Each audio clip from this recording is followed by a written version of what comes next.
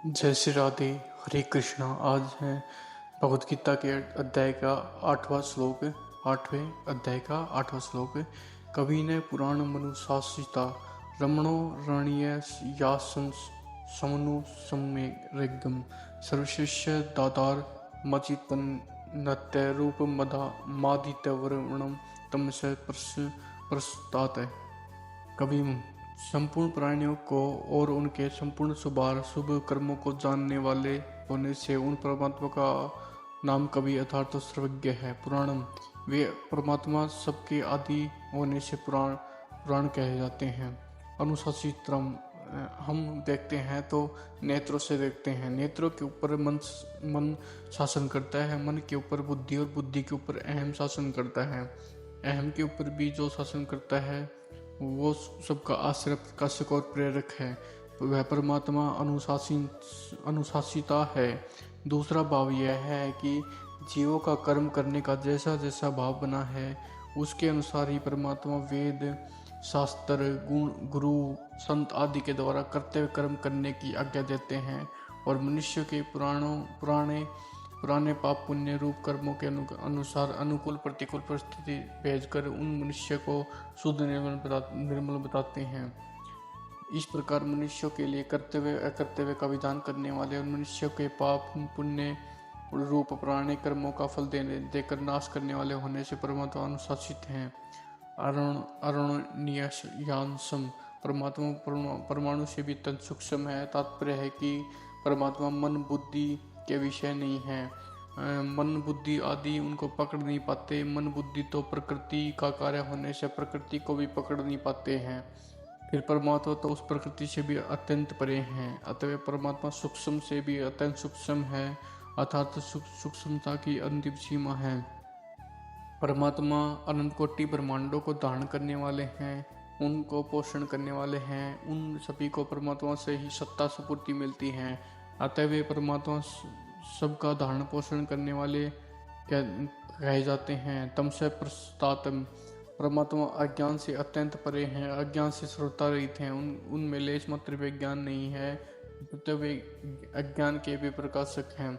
आदित्य वर्णम, उन परमात्मा का वर्णन सूर्य के समान है, अर्थात वे सूर्य के समान सबको मन बुद्धि आदि को प्रकाशित करने वाले हैं। उन्हीं से सबको प्रकाश मिलता है। अचिंत्य रूपम, उन परमात्मा का स्वरूप अचिंत्य रूप है, अर्थात वे मन बुद्धि आदि के चिंतन का विषय नहीं है।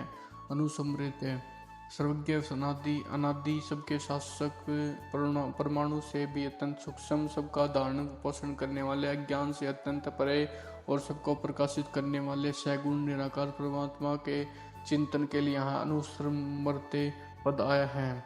यहाँ अनुसमृत पद कहने का तात्पर्य है कि प्राणी मात्र उन परमात्मा की जानकारी में है, उनकी जानकारी के बाहर कुछ है ही नहीं, अर्थात उन परमात्मा को सबका स्मरण है।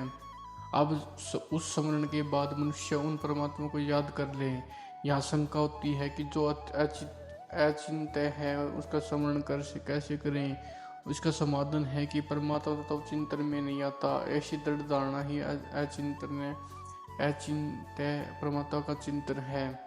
परमात्मा को कवि कहने का तात्पर्य है कि उसके ज्ञान से एक बार कुछ भी नहीं है। पुराणम कहने का तात्पर्य कि वे अनादि हैं, काल से भी अतीत, अर्थात काल का भी प्रकाशक हैं। अनुशासितारम कहने का तात्पर्य है कि सब स्वाभाविक ही उसके शासन में है। वह जीव और जगत दोनों का ही शासक हैं। प्रकृति तो विनाशशील है, उसको भोगने वाला जीवात्मा अमृत स्वरूप अविनाशी है।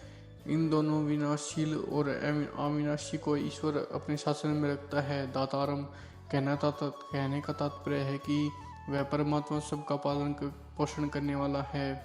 आदित्य वर्णम कहने का तात्पर्य कि जैसे सूर्य में स्वतः स्वाभाविक नित्य प्रकाश रहता है, ऐसे ही प्रभुता स्वतः स्वाभाविक नित्य ज्ञान बोध रहता है।